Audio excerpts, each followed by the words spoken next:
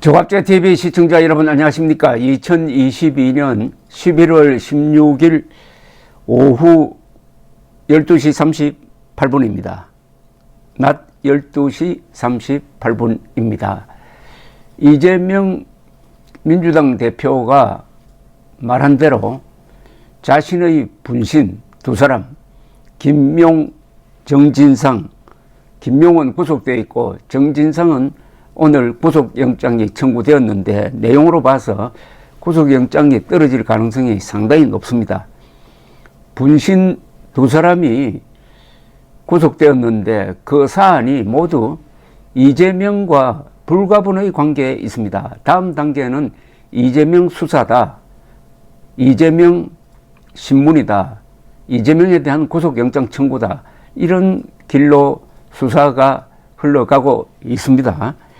대장동 사건을 수사하는 서울중앙지검 반부패 수사 1부 부장 엄희준은 오늘 더불어민주당 이재명 대표의 최측근 정진상 민주당 대표실 정무조정실장에 대해서 구속영장을 청구를 했습니다. 그 혐의가 아주 굵고 많습니다. 정 실장은 2013년에서 2020년 사이 대장동 일당으로 불리는 사람들로부터 1억 4천만 원의 뇌물을 받은 혐의입니다. 정 실장은 또 김용 민주연구원 부원장, 유동규 전 성남도시개발공사 기획본부장과 함께 화천대유 대주주 김만배 씨로부터 대장동 사업 수익 428억 원을 받기로 한 혐의도 받고 있습니다. 이게 핵심이죠. 428억 원을 받기로 했다. 그때 이 사람이 공무원입니다. 공무원이 428억 원의 뇌물을 받기로 했다 이거죠. 428원이 어떤 용도로 쓰일 예정이었느냐 하는 것은 그건 명백합니다. 대통령 선거 그리고 그것을 준비하는 경선 과정에 쓰일 자금이었다라고 추정이 됩니다. 정 실장 등은 작년 2월 이재명 대표의 민주당 대선 경선을 앞두고 김 씨에게 약속한 수익을 달라고 수차례 요구했다는 내용이 압수수색 영장에 담겼다고 합니다.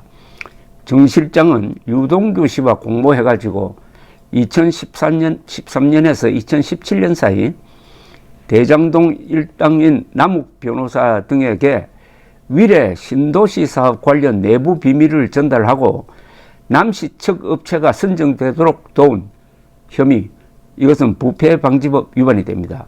또 받고 있습니다. 검찰은 정 실장 등이 남씨와 연결된 호반건설이 위례 신도시 사업을 시공하게 해 개발 수익 210억 원을 얻게 도왔다고 밝혔습니다. 정 실장은 또 유동규 씨가 작년 9월 검찰 압수수색을 당하기 직전에 휴대전화를 버리라고 지시한 증거인멸 교사 혐의도 있습니다. 이것은 오늘 구속영장이 떨어질 가능성을 극히 높여줍니다. 증거인멸 시도를 하면은 그건 자동적으로 구속영장 사유가 됩니다. 정 실장은 어제 검찰에 피의자 신분으로 출석해서 14시간가량 조사를 받으면서 혐의를 전면 부인했다고 합니다. 정 실장 측은 검찰이 유동규 씨 등 대장동 일당의 진술만 가지고 정 실장 혐의를 입증할 만한 물증은 없다고 주장하고 있으나 검찰은 정 실장의 혐의를 충분히 입증할 수 있다는 입장입니다. 검찰은 증거인멸 등의 우려가 있다, 혐의를 부인한다, 그러니까 영장을 청구해야 되겠다, 이런 논리를 세웠습니다. 특히 유동규 씨의 휴대전화를 버리라고 지시한 점, 지난 9일 국회 내 민주당 대표실의 정 실장 컴퓨터 운영체제가 교체된 점 등 증거인멸의 우려가 크다라고 판단을 하고 있습니다. 또 하나 있습니다. 이게 이 사람은 성남지청에서 검찰 성남지청에서 성남FC 후원금 사건의 수사 대상이기도 합니다. 이거는 이번 구속영장에 적힌 내용은 아닙니다.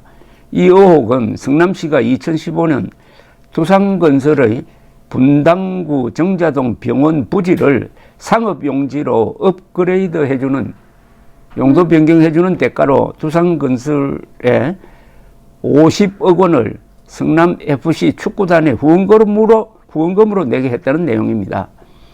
이걸 뇌물로 보고 있습니다. 검찰은 이 사건과 관련하여 두산건설 전 대표와 김모 전 성남시 전략추진팀장을 제3자 뇌물 혐의로 지난 9월 말 기소를 했는데, 공소장에 김 씨가 이재명, 정진상 등과 공모했다 이렇게 적시되어 있습니다. 이제 이재명 대표에 대한 검찰 수사는 필연적인 사안이 되었습니다. 이게 주로 범죄가 뭘 중심으로 지금 이루어지고 있느냐 하면은, 작년에 있었던 이재명의 민주당 내 경선, 그리고 대통령 선거에 필요한 자금을 마련하기 위해서 뭘 했다 하는 내용이 여기저기서 지금 나오고 있습니다. 대선 자금 수사가 기본입니다. 이게 결국은 대선 자금. 그런데 이 대선 자금 수사는 참으로 오랜만입니다. 대선 자금 수사라는 말이 거의 언론에서 잊혀졌습니다. 왜냐하면 2002년 대통령 선거 이회창 한나라당 후보, 그리고 노무현 두 사람이 격돌했을 때 대기업체에서 양쪽으로 돈을 주었습니다. 불법 정치 자금을 주었습니다. 요게 2003년에 검찰에 의해서 수사가 되었습니다. 송광수 검찰총장이 아주 강단 있게, 엄정하게, 그리고 객관적으로 수사를 해서 많은 대기업이 연루되어서 관계자들이 구속이 되고, 그리고 이회창 측과 노무현 측 자금 만진 사람들이 대거 구속이 되었습니다. 그 이후로 대선 자금 수사가 없어져 버렸어요. 왜냐하면 하도 혼이 나누니까 기업도 이제는 대선 자금을 제공할 수가 없게 되고, 선거의 양상도 바뀌었습니다. 대선 자금이 주로 쓰이는 것은 조직 부분인데, 이제 조직의 중요성보다는 선전의 중요성이고, 선전은 정부가 주는 이 대선 자금, 정부가 보조하는 대선 자금으로 충분하다 이래가지고, 그 뒤에는 대선 자금 수사란 말이 없어졌습니다. 20년 동안. 아니, 그러다가 또 20년 만에 대선 자금 수사란 말을 듣게 되었습니다. 그 말은 우리나라 정치 부패의 가장 큰, 어떻게 보면 저수지라고 불렸던 이 대통령 선거에서의 기업과 정치인의 유착이 끊어졌었다는 이야기입니다. 그건 검찰의 큰 공입니다. 우리나라 검찰 특수부의 역사적 공입니다.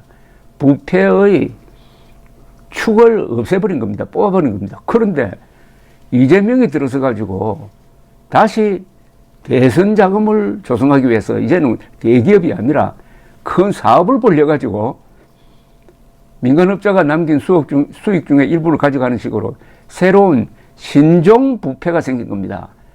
그러니까 이재명은 대한민국 정치의 어떤 부패 구조를 다시 재생시켜가지고 이거 역사의 시계 바늘을 20년 전으로 돌렸습니다. 이게 바로 수구 반동 세력입니다.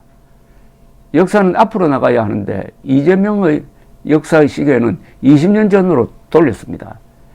여기에 이번 수사의 역사적 의미가 있다고 생각합니다. 감사합니다.